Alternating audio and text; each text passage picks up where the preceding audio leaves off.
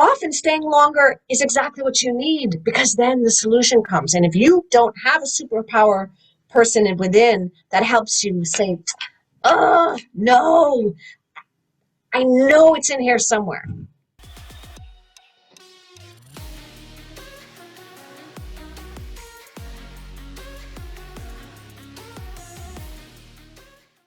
Welcome back to the Max Out Show, where today I'm honored and excited to be joined by Bridgit Dengel Gaspard, founder of the New York Voice Dialogue Institute and author of The Final Eighth. We'll dive deep today into inner selves, fear of success, and overcoming self-sabotage. So Bridgit, welcome to the show. Thank you, Max. I'm thrilled to be here, truly. No, I'm super excited. This was probably the best pre-interview chat I've ever had on the show, with over 100 interviews at this point. And so I'm super excited to dive really deep into the stuff. And the first thing that I want to talk about, because it's really a fundamentally game-changing idea, is this concept of multiple inner selves. Because when most people think about multiple personalities, we're usually thinking about mental disorder. But can you tell us, why is it actually that all of us healthy human beings also have these multiple inner selves and sub-personalities? Yeah, so it's true, and it's actually not accurate. A healthy personality consists of many alter egos, sub-personalities, personas, inner selves. We use those interchangeably. And so I stumbled upon this technique called voice dialogue, which bases itself on this fact that you want to dialogue with different parts of yourself. And so the doctors Hal and Sidra Stone created this technique because they realized that every single part of us has wisdom, and that it's a gift and a sting. And so if you just try to override different parts of yourself, it's not healthy. It's actually unhealthy to not have access to your different selves. And more research is proving that to be true. So I hunted down the doctors Hal and Sidra Stone when I just heard about this voice dialogue technique tens and tens of years ago. And by hunting them down, in those days, it was the 1-800 number. I called them on their 1-800 number. And I was lucky enough that they became my mentors.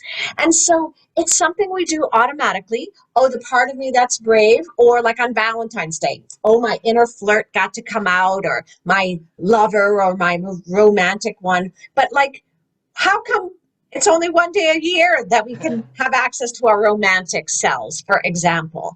And so it's really empowering. And yes, there is this mental illness, which is unfortunately trauma-based, called dissociative identity disorder. And that's where the idea is that you're fractured. And why it's a disorder is because when it happens, you don't know you're going to other selves. And that's why it's a problem. The idea is with voice dialogue, with just healthy personality, it's like, oh, my inner introvert came over and I said no to that party invitation. My pre-COVID self wanted party invitations. And so if you're in touch with your introvert, there's nothing wrong with that. If you constantly have to go to parties and don't pay attention to your introvert, you can start to feel very exhausted. Your introvert might be just the gift that you need, but you get to make the choice when you realize, oh, I have an extrovert and an introvert. And an extrovert might take over the conversation and not be a very good listener. So the extrovert might help you make a lot of business contacts that are wonderful.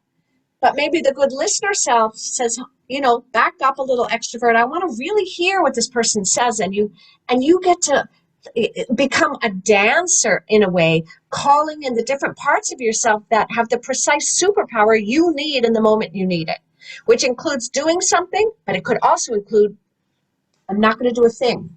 And both have wisdom, depending on the circumstances. Yeah, so the beautiful thing about all of this is that each and every one of us are already using this in our lives.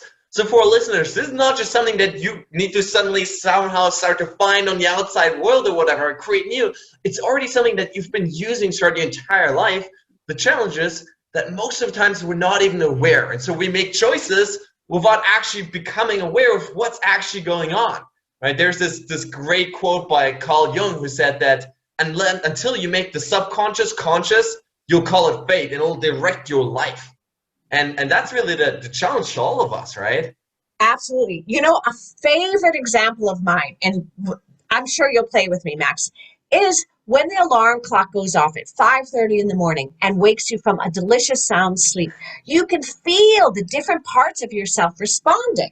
So, what are some selves in you? And this is before you've even moved. So, you can feel yourself and it doesn't have to express itself. It's still a part of you. So, for me, I might have an angry self that's like, no, I don't want to wake up. You know, turn off that alarm.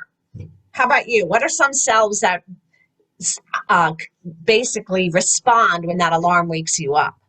Oh yeah, sure thing. So there's, I guess, the sort of exhausted self, right? It's like, oh my god, at least 6 hours of sleep, right? And like I need some more, right? And like my brain is foggy and everything, right? That's one Yes. thing. Then there's the go-getter self that's like, hey, no, I've got to get up, I've got to, get the day going, right? There's sort of the compassionate self that's like, well, maybe I'll just take it slow for the first 10 minutes, right? So there's all these different voices, right? And I think just this Yeah, realization that we have them is so beautiful. exactly. Sorry to interrupt, but the other thing for people who are going to watch this, not just listen, even as you described it, Max, you could see in your body the different energies of the selves. And that's the other fun thing about this journey, which I recommend every listener do. Start to pay attention to where with yourself, but also with people in your life, like when someone's kind of reserved or angry, it lives somewhere in your body. And you even said a brain fog. That could be a part like it's like is in the brain. Like my brain's not going to work yet. And so it's just being conscious. Also, it could be an inner diplomat. Let's just hit the snooze button. All kinds of selves. So I'm just agreeing with you that this is natural, 100% natural. And most people, when you talk about the alarm, they're like, oh, I get that. Because, yeah, every single morning sometimes, like 7 of us respond to that noise. Yeah, I mean, this is so vitally important, right? Because it makes the decisions for us in our lives, right? And how we sort of handle the whole diplomacy between these different selves, right, is literally the decision maker in our lives, right? Because every one of us has the one side that's like, yeah, go, go, go, and then the other side that's like, no, no, no, and what might happen, right? It's literally like there literally are different parts of the brain, right? Different brain path. They're sort of fighting each other, fighting for who's going to win out and be the strongest, basically, that's going to make you, do a certain thing or not do a certain thing. And so that's Yeah. so beautiful. It's competing agendas. And sometimes they're like the competing agendas are all healthy. We should get more sleep. We don't have enough sleep. But we promised our child we would go do this, and I want to be a good parent. Like, neither side is wrong often. And so then the more awareness you have, like you said, then you can make the best decision in the moment, given the situation. And that's the other reason I like the final eighth process and the voice dialogue work. It deals with life's on life's terms. It's not, again, it happens inside, but it's not, it can be philosophical, but it's not theoretical. And also the idea is the go, go, go selves often get you so far. And in terms of the final eighth, which is how I wrote about the voice dialogue process, was when people get stuck in sight of the finish line. And so it doesn't make sense. And that's where I realized you have all these go, go, go selves, the selves that are visionary, responsible, excited, whatever it is. You've got lots of selves who have permission on the inside to go so far. But then when you get close, often then suddenly it's like from these secret hidden selves come up and block you. And you don't know why you're stuck. You literally think you want this goal with every fiber of your being. But what you find out is that not all of you wants the goal. And here's the next step for very good reason. A lot of time coaches are like, well, let's just double down on what you're already doing and then insult these parts. Well, that's just the lazy part of you, or some other insulting words. Or I guess you don't really want it, the one that is a sabotager. And what voice dialogue says is like, let's dialogue with these selves. Let's learn what's really going on.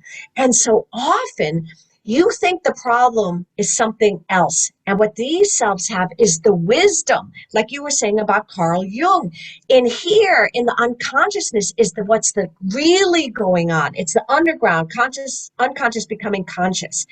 And then you have more actual choice.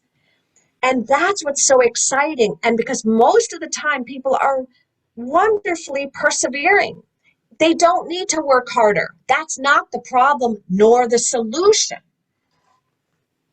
Yeah, I mean, that's such a powerful insight that oftentimes it's not the good parts actually that are holding us back, and it's not the lack of sort of the, yeah, I mean, quote unquote good parts, really, right? Right. The persevering one, the inspired one, the go-getter one, the visionary. But oftentimes it's really those hidden parts of ourselves that say, I'm afraid. What if I succeed at this? What if I take the next step and I put myself on the line and I still get beaten up? Like that, those are oftentimes the parts that in the end really keep us from really taking the last step over the line. And I really want to dive deeper into this whole idea of the final eight and exactly what that is and how people can sort of work with that. But for now, I'm really fascinated by, just finding, our inner selves. How do people, they're listening to this for the first time, maybe ever, they're actually thinking about these multiple, alter egos and sub-personalities. How can people even figure out what's sort of actually going on? Who am I now? Yeah, exactly. Like, anyway, this one or 20 different ones combined. Yes, I love that question. And in my book, I have one of my favorite exercises, again, which people can do right away. You start what I call an inner selfie report. So just like we label the selves in relation to the alarm clock waking you up, you literally through what I like to say is your work day, whatever that is, and your non-work day. Because often different parts of you are prominent depending on your day. And you just label them. You could put them in audio on the phone, just something quick so that you actually do it. And you notice yourselves. And remember, you can notice a self that doesn't express itself. So let's say you're angry and you feel an angry self. And what you feel like telling off your boss, but you don't, because another self says that's not the best move. And that self could be, well, I don't know, if it were you, what would you name the self that says, no, I feel your anger, but you can't say anything to your boss? We would say that's a self, a protecting self.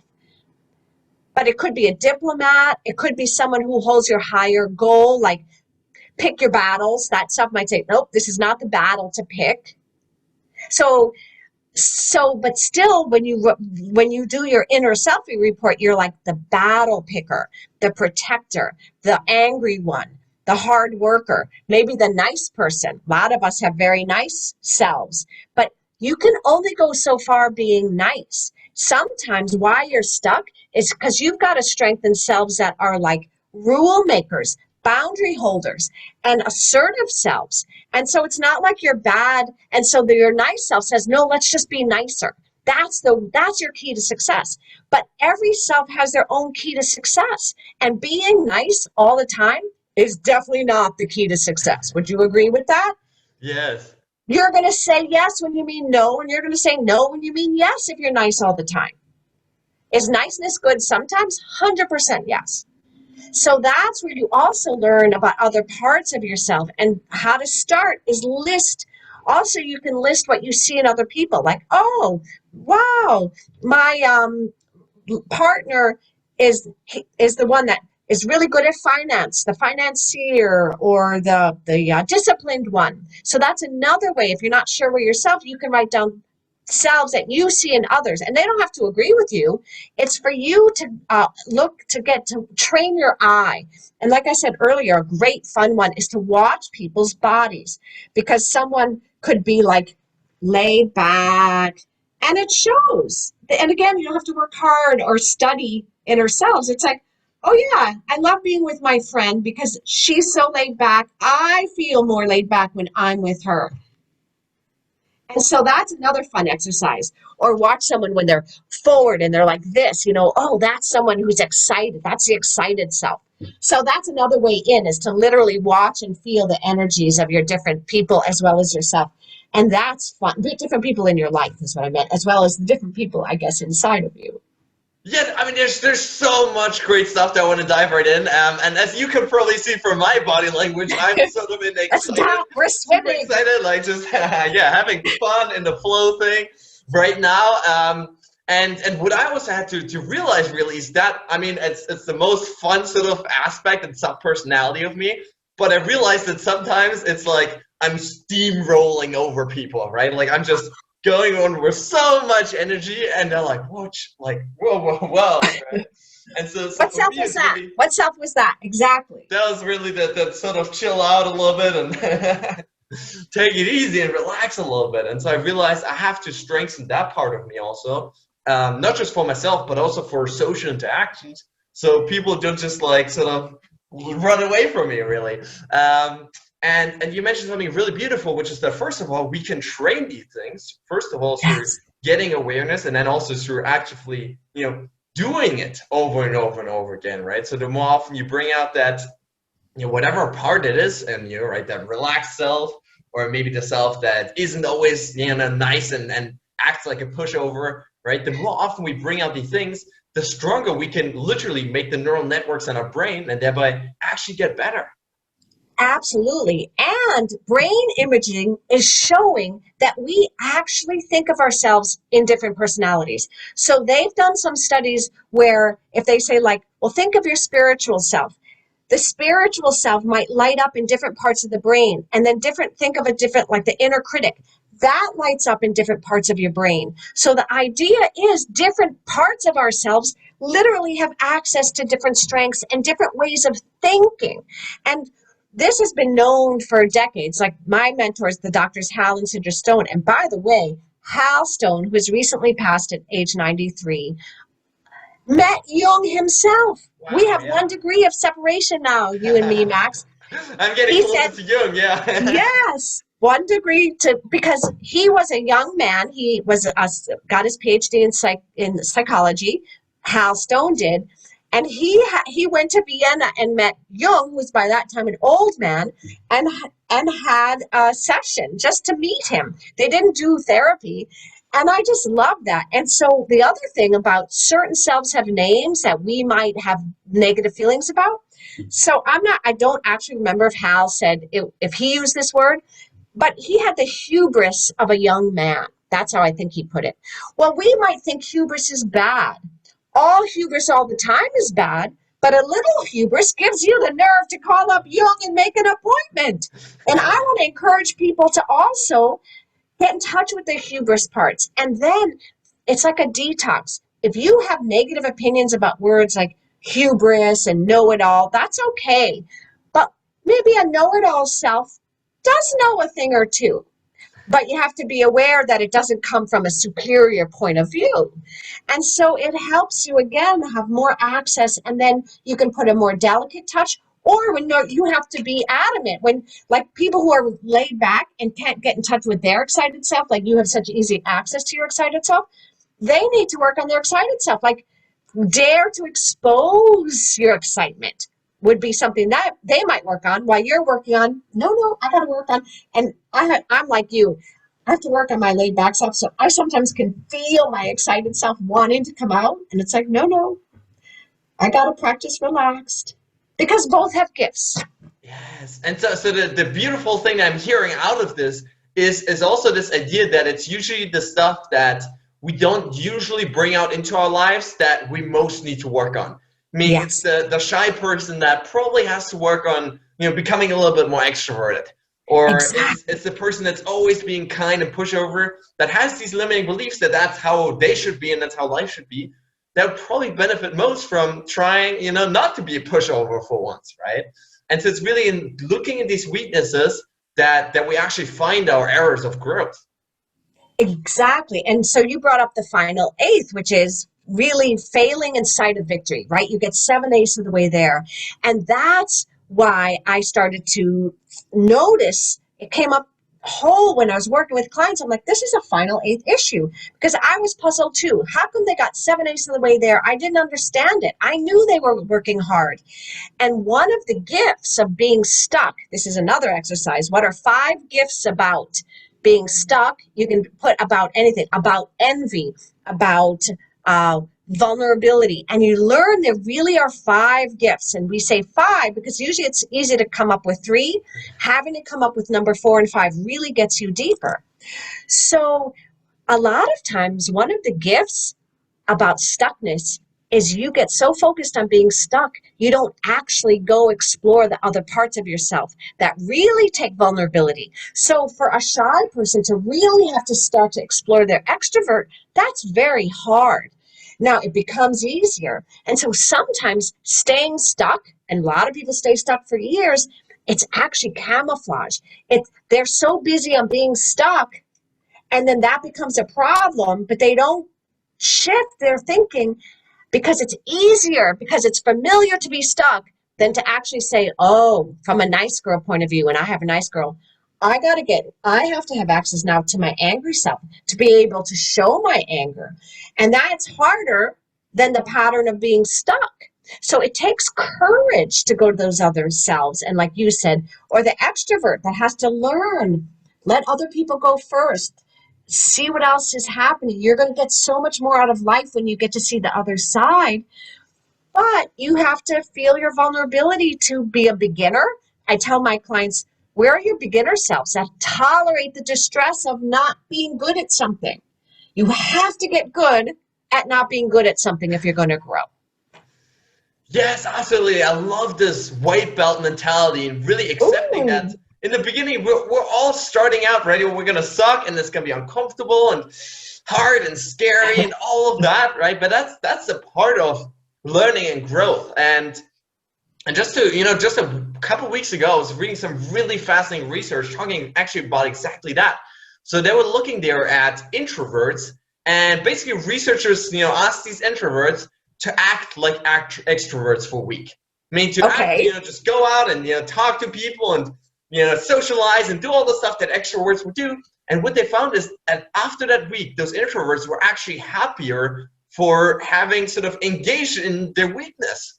And I found that so fascinating because it really allowed them to basically bring more of themselves into the world, and therefore they actually enjoyed their lives more, even if it was uncomfortable in the beginning, even if they, started out as beginners. Oh, I love this. I love this.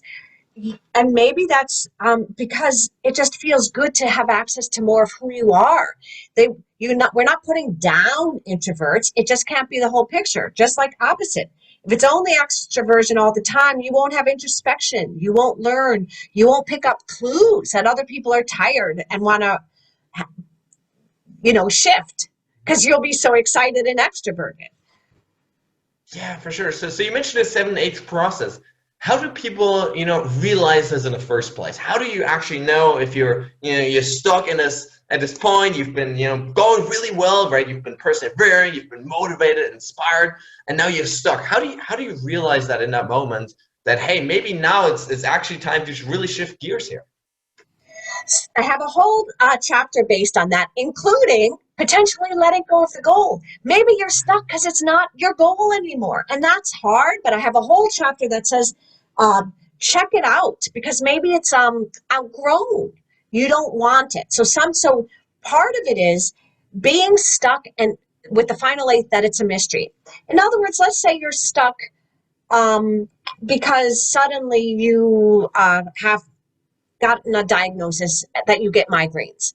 Well, if you're probably not really stuck, you just have to deal with this first. So sometimes people use the word stuck wrong. They might have to deal with something they prefer not to, which totally makes sense. So one is to look at what the stuckness really is. But if it's a mystery, I don't know why I'm stuck, that's the final 8th stuckness.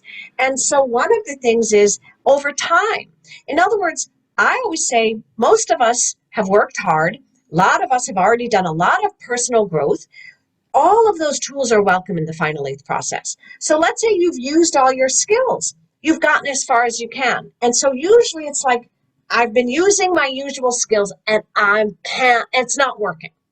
And that's the final 8th stuckness. Now, it could be a mystery, like I really don't know why, or you might know why. It's fear. Like, let's say you're stuck in your business because now it's the wall of technological learning. You can't scale up without figuring out technologically what new things you have to do. And let's say you're just terrified of that. That's a fear that's absolutely genuine. And we would break that down. You have fear selves, but then what selves are within that? And it's not about beating down your fear. It's about honoring your fear. You brought up compassion for yourself with the alarm clock. Compassion. So, okay, so the fear of maybe feeling, I love that, the white belt mentality. Maybe you have a part of you that thinks that if you let people see you as a beginner, that means you're weak and they'll take advantage of you.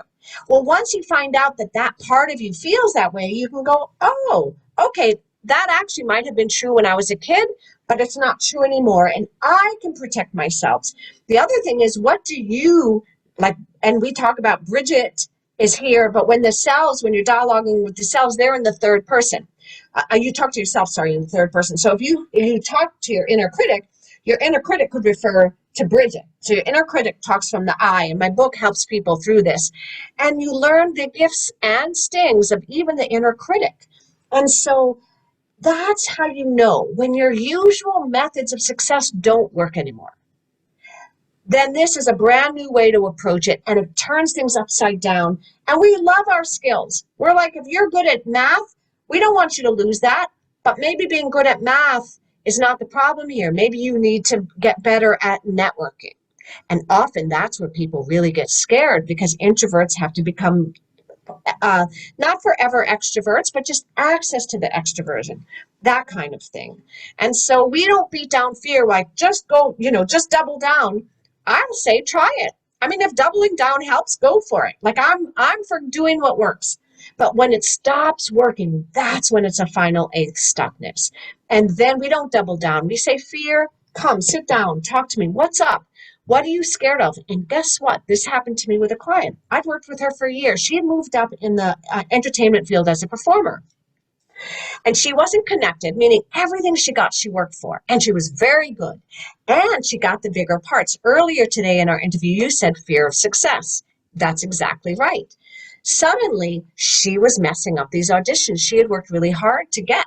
And she was a union actor by now, bigger parts in very important theaters in New York City. So we went to this resistor self, right? And we talk to the resistor self. We don't try to resist the resistor self. We're like, okay. So I expected, sometimes you think of a resistor self, just no. I expected that kind of self. That's the other thing about this method. It pops up things you never, ever dreamed of. So instead of this energy, for those, I guess, that are listening, it's like just a very tight kind of toddler, 4-year-old, no energy.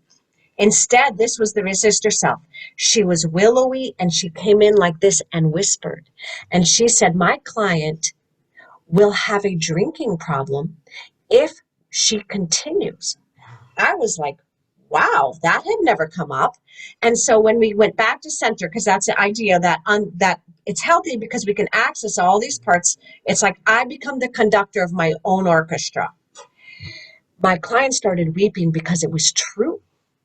And I'm like, well, then what happened was we were focusing on the wrong thing. That self wasn't saying my client was an alcoholic. She wasn't. But she didn't have enough boundary making skills.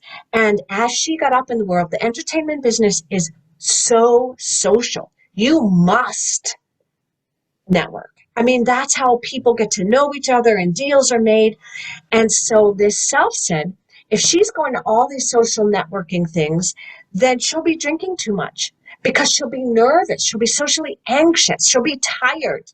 And so then our whole work shifted on how to strengthen the selves that, one, say no more than 2 drinks in an evening, just period. And perhaps no drinking on a particular night. And also how to say no. I have to go now. And that kind of thing. And then our whole focus was on building selves that were stronger about being very good at boundaries in an elegant way, not like, sometimes you have to be forceful like a rebel, but this was more elegant. And so then she started to move up. And the problem wasn't just some like irrational fear. It was a very, very rational fear. And we get to find that out. Wow, yeah, I absolutely love this story so much because it really shows that oftentimes it's these hidden parts of ourselves that we aren't willing to face that then actually stop us and prevent us from really moving forward in our lives. And there's this great quote by Leonardo DiCaprio that I love, which is every next level of your life demands a better version of you. Oh, that's perfect. That's really what you're talking about here, isn't it? That there's a different version of you that's sleeping somewhere inside of you, probably, that is necessary in order for you to get to the next level. Maybe you need to, really up level it. Maybe you really need to tone it down. But there's Right. something inside of you that you need to become aware of that's stopping you from really getting to the next level. And that process of really, becoming aware of that and then learning how to talk to these different parts of ourselves is really that process of moving ahead. And so you mentioned this idea of really, first person and third person before. So why is it that we should be talking to these different selves and really in third person? Also, if you don't know the research, because I know you have an inner researcher, we can maybe add it to the show notes.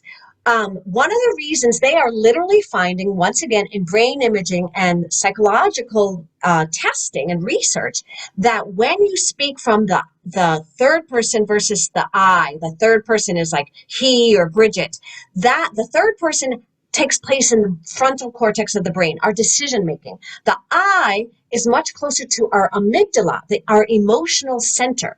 So the idea now is voice dialogue has worked this way from the beginning, and I'll say a little more about that. But research is showing that when you have fear, for example, and little 4-year-olds do this naturally, they'll talk to themselves in the third person, and that's because two things they surmise. One, it gets you away from your emotional center so you can calm down. You're not so scared.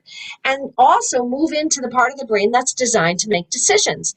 So little 4-year-olds, you could hear them, and they've done studies if like they give a 4-year-old like a puzzle piece that's hard to do. Not so hard they can't do it, but takes concentration. They'll hear the little ones say, okay, now Peter, find the yellow one and then see if it goes with the purple one. There's something, again, everything we're doing is based on our natural smart impulses. So that's one of the reasons that the third person helps you get a little space and removal so you can have an awareness that is not just from the I. I can only have awareness from Bridget. But if I embody like a part of me that the higher wisdom, which we do through meditation in different ways, then I can see more of my world, which includes me, includes you. And so the book spells out very specifically how to do the third person and the first person. And I just love, and it works because you just, again, physiologically understand that you're more than you think you are. But now research is showing that is exactly right. And also, Max, just so you know, every third Thursday at 8 p.m. Eastern, New York City time, Eastern time, we have a free virtual voice dialogue learning lab. And we do voice dialogue. Anyone can come anytime, including you. So definitely, that's another way people can say, well, okay, I think I get it, but I don't really get it. Come on a third Thursday. Every month we have them at 8 p.m. and we'll show you. And then you can actually learn as you watch, because I invite people to say, okay, we're going to go to a couple selves of a person, but see what selves are like that, see what selves aren't, and they all are selves you have.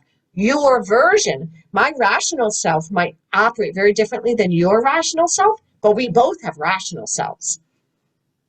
Yeah, I love that so much. I'll definitely link that below the show notes. And since you were mentioning research before, especially in little kids and puzzles, there's also some fascinating research that you might have seen already, or otherwise you're going to find totally fascinating, which is, again, researchers taking these 4 or 5-year-old little kids, right, and putting them in a lab and giving them a puzzle. But this time the puzzle is impossible to solve. Oh, So okay. essentially they want to test how long is that kid willing to just keep enduring? How much grit does it essentially have to just keep pushing? And so they put them in different costumes then. So one kid, the boys get the Batman costume, the girls the Dora the Explorer, and these different really adventure type heroes. And what they found is that actually when the kid puts on the Batman or Dora Explorer costume, they will actually talk to themselves differently. They'll stand in front of the puzzle and say, Batman never gives up.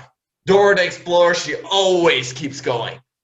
And it lasts a lot longer. They stay, with the puzzle, it's impossible, a lot longer than the kids that just regularly walk there. And that's just another way to show that, when we take on these different personalities, when all of a sudden I'm Batman and Batman never gives up, well, then if I start talking to myself saying, Batman, he keeps going and going, I find a part of myself that wasn't there before, that I hadn't access to before, that allows me to really stick with my goals, even if they become challenging. I don't know this research, and yes, I want you to give it to me because this is exactly part of what I do. In fact, I am finishing up my 4-week masterclass in the final eighth, and I have another one coming in May for anyone who's interested.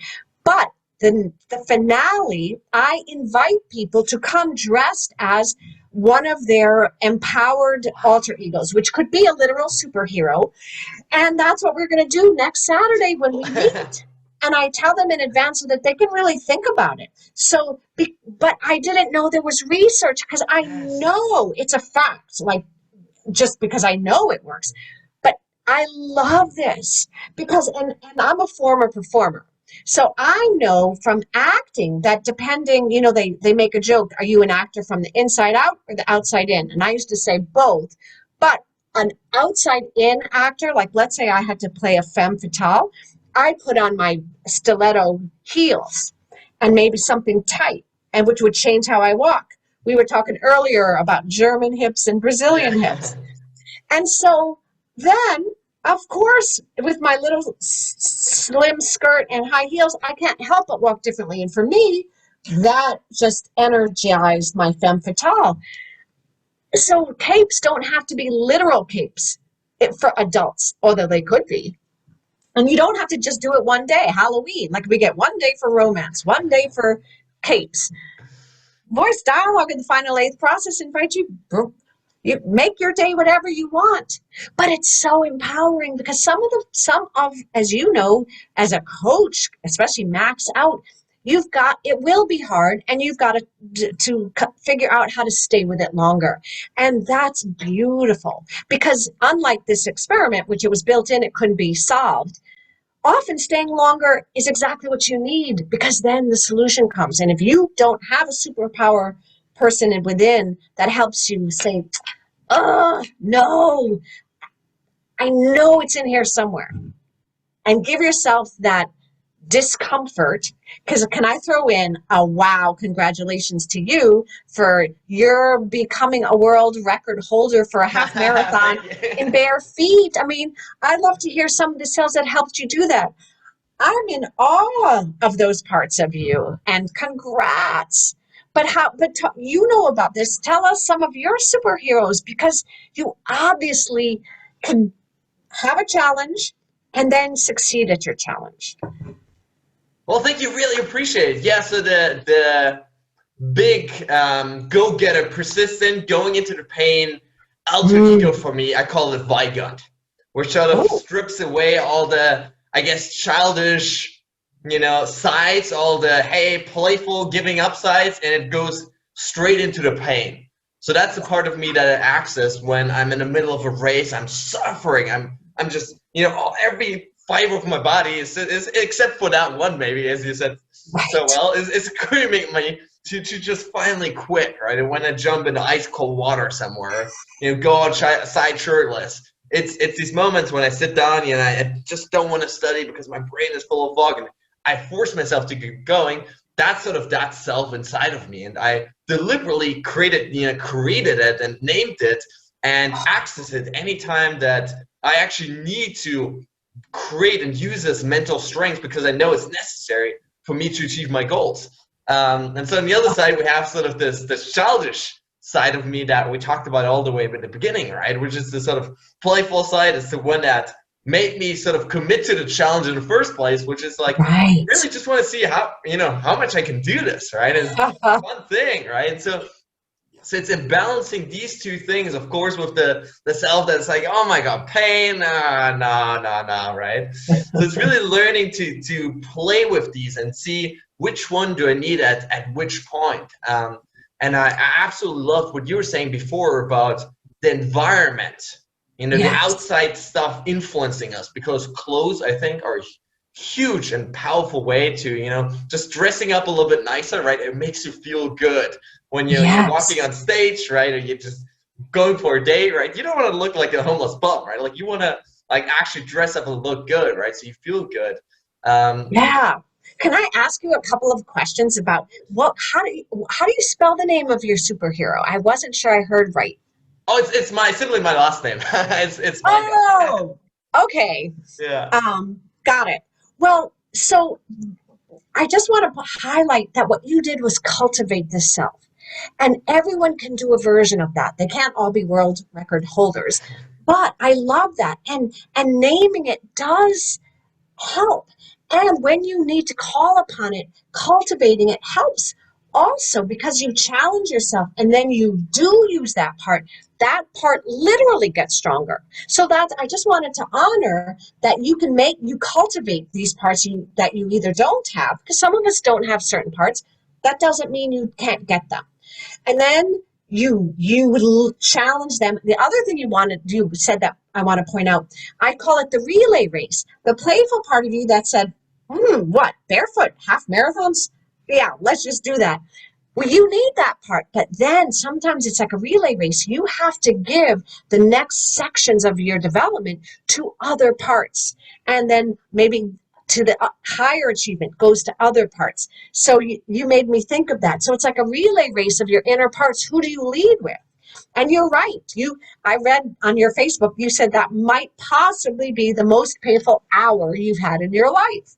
Yes. Congratulations. Thank you. Yeah, it was fun in the beginning, not so fun in the end, but it was an incredible learning experience exactly in this, because when you go so much into pain, so you're literally pushing yourself to right off the edge of your physical and mental limits, you begin to see all of these different voices screaming at you, right? There's a part that's like, my feet hurt, and my legs hurt, and my lungs hurt, and like, why are you doing this? You could be eating pizza right now, right? There's a part of me that's like, but I really want to do this, really want to see how far I can go. And so what I've realized is that oftentimes, even, as you said, this is a relay race, right?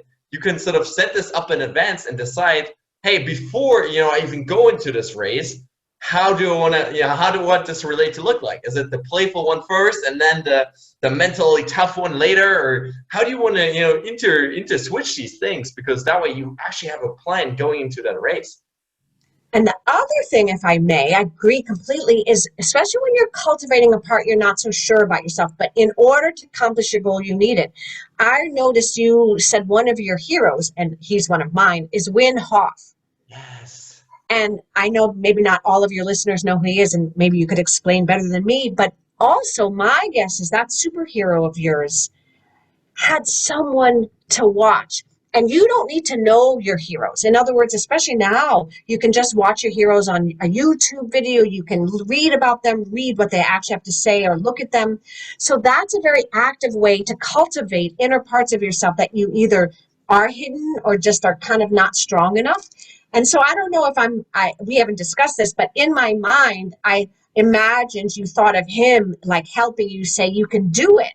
And we can do that even if we don't know the person personally. So I'd love to hear your thoughts on that. Bridgit, you're so spot on. So he is one of the main guys, actually. There's a few different influences for me. David Goggins being another guy, former Navy SEAL. And also my dad, actually, because he is sort of the most stoically strong person that I know that, will always do the things that he set out to do. Those are sort of the influences for me that helped me create this mentally strong and impeccable identity. And so I love what you're saying here about really drawing inspiration from outside examples, looking at people that you may know or that you may not have ever met, but listened to or heard of or read about, and actually using their strengths and saying, hey, now I show up as this person. I had a guy the other day actually that that was really struggling in one of my coaching sessions. He'd been struggling with sort of emotion, creating an emotional awareness and really being in control of them. And he really admires the Dalai Lama. And he said, I was literally saying that to him, right? So I was like, hey, why not channel your inner, Dalai Lama next time that you're faced with this situation? And he just lit up and he looked so peaceful in that moment. And that's the thing. I think people are very aware of, okay, I need my inner superpower. Like Beyonce has her Sasha Fierce. But what people don't understand is that not all the alter egos with the superpowers you need look like that. Sometimes you need the soft ones or the Dalai Lamas. And that's what I hope my book also brings, is that it expands one's ideas of the superpowers that they need. For example, if that, you know, that the steely, amazing, athletic, into the pain part of you is amazing, but that's not necessarily the best part to bring to an intimate relationship, for example. So a superpower, when it's about intimacy, and a lot of people have a lot of fearful parts related to intimacy, might be someone who dares to just be present. That can be very difficult for some people. So just the Dalai Lama made me think, like, right, sometimes you might want to bring in your magical inner child so you can connect with your lover in this way that's not verbal, but not necessarily adult, but that is deep union. And so that's not the time to bring in the guy that can run barefoot for 13 plus miles in the winter. Do you agree? Absolutely, absolutely 100%. I think this idea of channeling different selves for different situations is so vital, and really becoming aware of what is actually necessary in that situation. Right? Because yeah, like my girlfriend doesn't need that super charging runner, right? She needs someone that's, you know, willing to be excited and childish and playful and connected and all of that stuff. And so just becoming aware of how we show up, and is the version that I'm showing up as right now, is that actually effective for that situation? That's really what I'm hearing out of this today, and I absolutely 100% agree. Also, and I know we can go on, and so we don't care. We're both excited. We're going to throw lots of things. The other thing I love about the final length process and learning about voice dialogue, and then dialoguing with your different parts, you can use it as a strictly creative tool. You just made me think of that. So, for example, if you want to imagine an outcome, you can say, well, let me dialogue as his particular self. And in my book, I have a list of questions you can ask, like, who are you? How long have you been in, like, Bridgit's life? So there's lots of questions. But I have this very button-up client who had a very important position, but in what would you call it? Like a corporate environment. So I'll just say, it was fine. He wasn't like a prude or anything, but it was just a very straight-laced. That's the word I'm thinking of. Well, he often had trouble getting more to his vulnerable emotional parts, and that's what we were working on, this, just like with your client. Well, he talked about, in New York, there's, by NYU actually, there's Washington Square Park, which is kind of famous. Like, you can look up Washington Square Park, and it's where musicians play, and protests happen, and where NYU students just enjoy spring day. Well, he had been walking through Washington Square Park and saw this street performance artist of a different culture than he is, and he's a little bit older, and she was quite young adult. She was an adult, and I think she was doing some type of conceptual art. So she was performing all outdoors, and he was mesmerized by her. And I said, okay, well, what does she carry? Because that's the other thing. When you are mesmerized by someone, just so attracted, and it wasn't sexual, it was just an attraction. It could also be something that you loathe.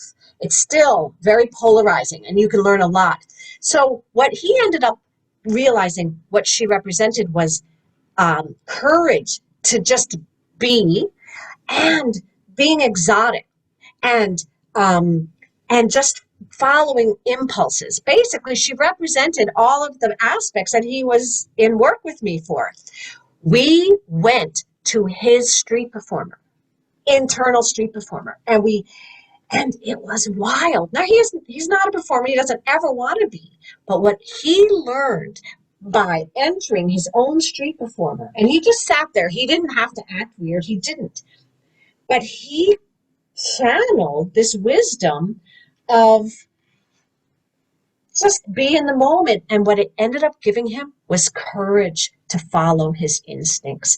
And that was the medicine, if you're going to say, this woman he randomly saw, but he saw her a few times because she'd come to Washington Square, and that was on his commute route. So he got the medicine from her was courage to follow his own impulses. And it shifted him, and his life is so much fuller. And he had a full life. He was not with me because anything was wrong or he was a loser. Knew he just was not fully expressing who he was. It was beautiful. And that, you made me think of that. And so on some level, even if you just do it as a creative project, like, I want to learn parts of me I can't imagine exist within me. Have fun with it, because you're going to just be so enlightened about yourself in a way that is so empowering in very pragmatic ways you don't even imagine when you start. But then the pragmatism is like, wow, I had the courage to say, at a meeting, I disagree, and I think we really need to go with an innovative technique. Well, that was like his street performer fighting for an innovative technique within his corporate situation. So you made me think of that, and I've never shared that before, so just quite like this. But I love this so much, and I'm really curious to hear your opinion on this. How much do you think that all of this is a process of uncovering versus deliberately and creatively crafting new identity in ourselves? I think it's both. And the reason and depending on the person, and people are like, well, what do you just have new selves all the time? I think it's like we have brain plasticity, we have selves plasticity. I think the potential is there, but here are some ways that we have new selves come up, whether we like it or not. Developmentally, we go from toddler to middle age to teenager. Now, you can do whatever you want with your teenage era, but you're a teenager, and there are some selves that are just going to be around. So again, back to what naturally happens. When we go from toddler to student, we have to make new selves, and we do it naturally. And sometimes we do it in a way that's painful, like maybe we become a bad student. Maybe we are a bad student because we're just not in the right school situation for us. But either way, we naturally have student selves, even if it's I hate school. That's a student self. Or, oh my gosh, I love school, I can't get enough. So when we get a diagnosis, we suddenly become a member of a club we may never want to be a member of. Then we have to develop selves that maybe didn't need to exist. Maybe we were blessed with such good health, we didn't even have a thermometer in the house. We just didn't think about those things. Suddenly you need to have a more careful planner, perhaps, because maybe your physical condition means you get tired sooner, or you need to eat a different way. So maybe you need to then cultivate somebody who learns about nutrition for real. Maybe you have this a rebel self that was always acting out, but maybe now your rebel self needs to say, okay, I know what mainstream medicine gives. Maybe now your rebel self has to go find out what other alternative ideas are out there that can be helpful. So I think it's both. And sometimes we're given selves we don't want. And this method really helps you also handle the grief of that. You can have your grief because it's very sad. And you can also cultivate strong parts of you that are going to help you navigate in the best way possible, including maybe a self that says, I need help. A lot of us, those are hidden. We don't like to admit we have selves that need help. And sometimes situations in our life make us, so to speak. And then voice dialogue in the final eighth method helps you say, all right, it's hard for me, but let me find out about the self that needs help. Maybe it wasn't safe to need help when you grew up. But now, if you don't ask for help, it's not safe because you're not going to get well. So as life shifts and you have more flexibility to shift, whether you pull out hidden selves that were there or literally you never had them and you've got to cultivate it because maybe now you have children and you didn't have the best parents who gave you the idea of good raising. Well, then the great news in today's world is go read stuff about how to be a good parent and cultivate your good parents. You're not stuck. And that's what's amazing. The final eighth makes you feel stuck, but in the stuckness, you can find your freedom. And it's so incredibly liberating, really. That's the word. It's transformational. I love this so much, and I'm really curious. Are there any sort of archetypes that you try to push people to? Like any sort of common themes that you see in your coaching clients where you're like, well, this kind of, the inner guidance, I guess, or the go-getter, like those are useful ones that you should incorporate. I love that word should. Just so you know, I heard it. Who's the you should self? Yeah. So, yes, depending on the goal. So absolutely. And I might, I would point out, I love this white belt mentality you talked about. So absolutely. Now, like you talked about Jung, there are archetypes. I believe they are, and they're part of the universal human condition, which is like maybe the good or mother, father time, Aphrodite, warrior. These are all parts of the human existence. And so those are archetypes that we have. And then they operate differently in different times and in different cultures. And for example, now a lot of people are saying, well, why should I be limited to what was traditionally a job for a particular gender? So there's a lot of rules out there about how to behave energetically, which selves are allowed. And so part of the exploration is like, do I agree? Let's say I do agree. Okay, great. Then always lead with your polite self because you think you agree. But if that means you can never access your disagreeing self, that's not good. And so let's say I was working with a client who really relied on, let's do consensus. But eventually consensus wasn't working anymore given the goal. And so then I'd say, well, either give up the goal, because maybe, like I said, I'm not here to say every goal is meant to happen, but then I would push them. Like, well, where's the person that believes it's true?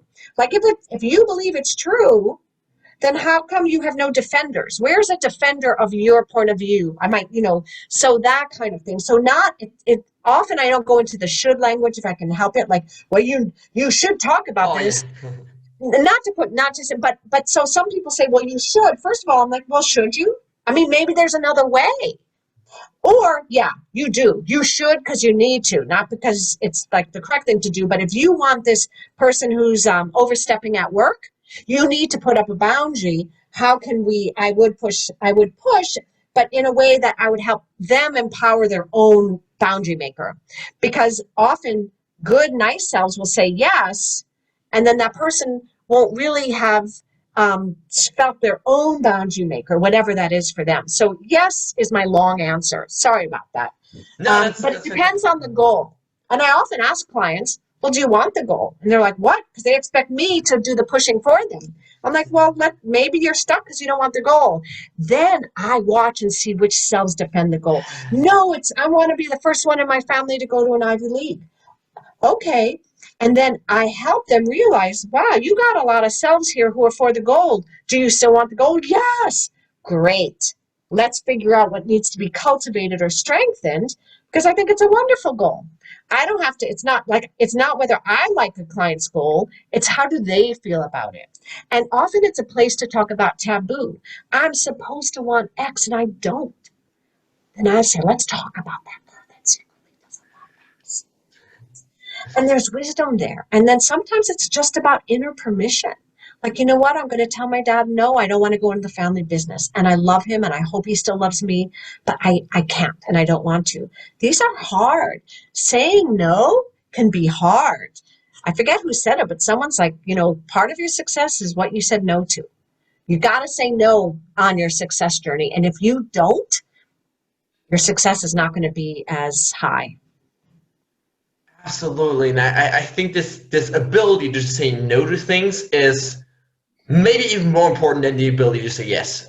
Especially also when it comes to goals, because so many times we have these goals that come from somewhere outside of us, culture and society or family and friends, that they impose upon us that we now internalize and say, well, I should be, X amount of weight, right? I should have this beach body. I should go and study this. I should go and do this thing because that's what's expected of me.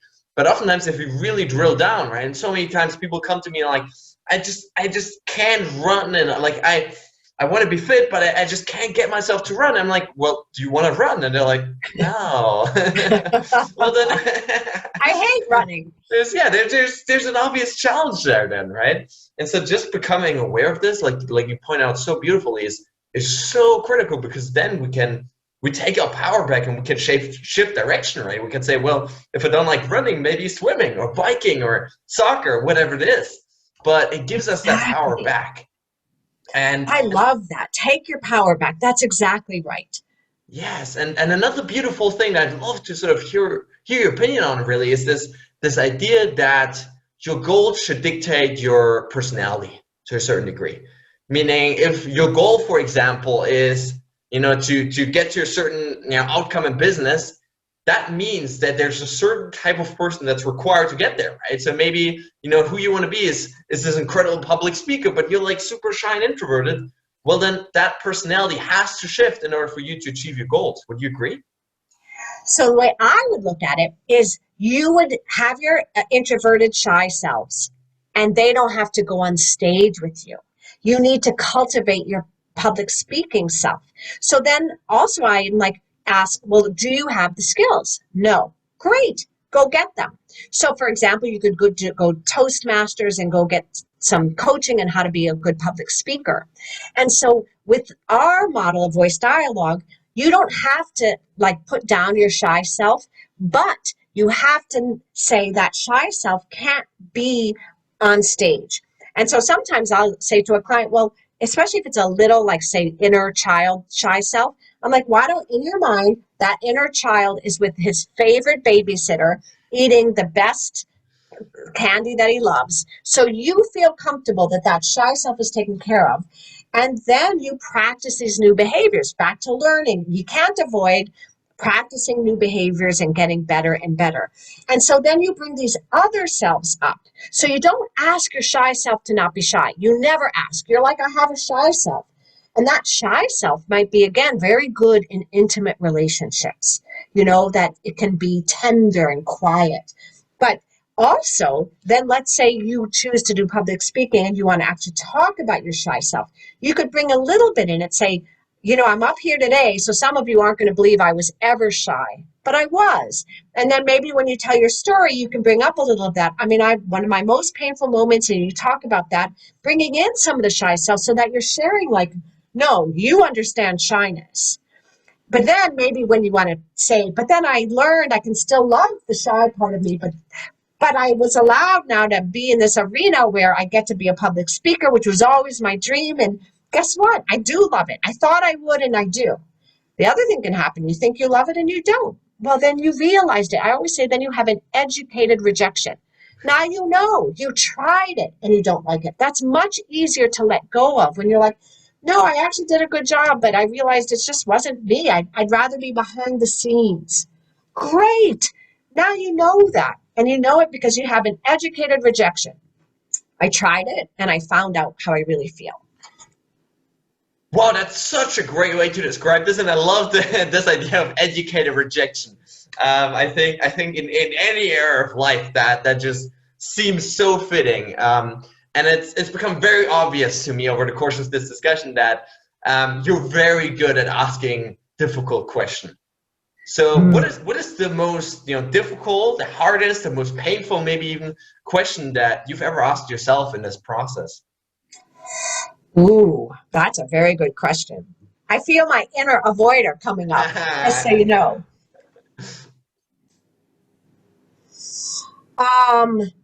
That I asked myself. Or maybe even a client, just something Or really difficult. Well, some of them are, well, what's coming to mind, so it's not, I don't know why, but I'm going to go with my instinct, is what I call, what I get into this in the book, that there's often a lot of pressure for forgiveness. A lot of people did have it rough growing up. I certainly didn't have the most supportive household. So part of why I'm here today, it's like my wounds became my gifts. And so sometimes it's like, why did those early adults do the things they did that were so unhelpful, to say the least, and potentially cruel, and having to forgive. And I realized forgiveness can be a trap. A lot of people can get on the forgiveness bandwagon, unable to do it. And I'm not against forgiveness, but I think they'll focus on that rather than developing themselves. And I think maybe that's one of the hardest questions is like, when are you going to let go that it happened, that it hurt, but that you can be, not when you're going to let go, like it's time to let go, but that, you know what, maybe you're going to be one of those people that never forgives. Again, allowing. And so I guess that would be a hard question. Can you allow yourself to be a person who in a way doesn't live up to certain standards that are expected? Like, can you just let a part of yourself not forgive so that you can focus on yourself? And so I talk about this. I even have an exercise I made up called the blameography. And it's like, when you list the references in a paper, you just list the reference. You don't go into it, but you're like, Mom, I blame you for this. Because there's such a taboo. You can't blame people. Well, if you give your blamer a chance to just say, and I blame you for this, and I blame you for that, it can be so freeing. And then this is what happened to me. Paradoxically, a lot of forgiveness just happened because I let go. I think of forgiveness as truly letting go. And so that I would be hard because I can feel my own vulnerability sharing it because I didn't want to be a person who couldn't forgive. It felt, less than, like I should be better than that. So all the questions are about, well, what if you're not better than X? And then the discussion and the parts that get involved in that discussion is always poignant. And you find out anything, maybe, you have to let yourself go, or the forgiveness happens. And I do believe this, Max, and this is a little taboo, but all of us hold parts that carry painful memories. And there's like pressure often to let go. Don't live, and that's living in the past. Don't live in the past. I agree with that. But you're going to always have the part that remembers. And here's another wonderful exercise I love. So, for example, the victim part. A lot of people have been victimized. I work with a lot of people that are extraordinary. You'd never guess that they had like 8 or 10 years of terrible bullying in school. Like they were bullied mercilessly and you wouldn't know it. Well, that part that remembers the pain of that, they're always going to be honored. Now, that person's not going to be bullied again. They learned, but they're never going to try to reject the part that holds the wounding of being a victim. Then here's my big one. What are 5 good things about your victim? Like I was saying earlier, 5 good things about envy. Well, 5 good things about a victim, if we do this together, one for me is you recognize a potential perpetrator sooner. If you've completely disowned your victim, then often you're victimized because you don't have a victim will say, your inner victim will say, ooh, no, say no to that, or just turn the corner. You want to have access to that because the paradox is then you won't be a victim, but you gotta have the ability to be tenderly with the part of you that was victimized because it was, not because you're weak or a loser or going to be a victim the rest of your life. But you get a lot of pressure as if that's true. It's not true. I have found in my work, the people get stronger when they're like, yeah, I love that little part of me. Yeah, I'm going to protect that part of me. I'm going to let the wisdom of that part be really close. And then I'm going to have that as one of my secret little radars that pick up stuff and help me navigate really well. I love this process so much of sometimes, even going back in the past and deliberately, really changing the whole narrative, right? It's yes. About really learning to go away just from the painful memories and really ask yourself, how can it serve me now? That's really what yes. Like, how can I take this forward? So it's not in wallowing in the pain of the past and getting angry about it, but really asking ourselves, how can I take this forward, and how can this past experience actually be useful for me in the future? And I think that is such a powerful key for anyone that's listening to this that may have trauma or pain in the past. That's really powerful. It was real. Yes. And you're making me think of another thing about that. The other thing is often what you find out in this exploration, let's say you realize that you call your inner victim stupid. And then you realize, wait a minute, no, that's just what my family called my inner victim. My inner victim was really smart and actually was strong enough, like you said, has gifts to give because they survived. And so then you realize, oh, I don't have to label myself in this negative way. That also happens. And then you get free of that. That's like, No, that's the part of me that ultimately was so strong, that lived through those 8 years on the playground being bullied and now has all these gifts. That's not a stupid part. And that can be freeing. You realize the opinions you have about your own parts might not be true. And that's, have you heard of Byron Katie?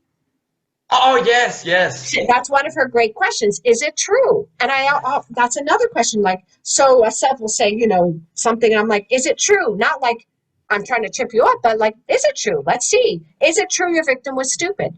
Probably not. And then that's also freeing, and that helps you get to the gifts, because you realize I'm not putting down my parts. That's ridiculous. They did the best they could with what they had. And I love myself for that. Yeah, the beautiful thing is that oftentimes it's really this pain that we experience that then drives us to become better and stronger, right? It's Yes. only because you experience this pain of being bullied, and I actually had that as a child, right? That later on that you just build so much more compassion and really you deliberately build these positive parts and loving parts and kind parts and all of that stuff. And so it really becomes this process of turning pain into something beautiful, actually, that you can honor later on.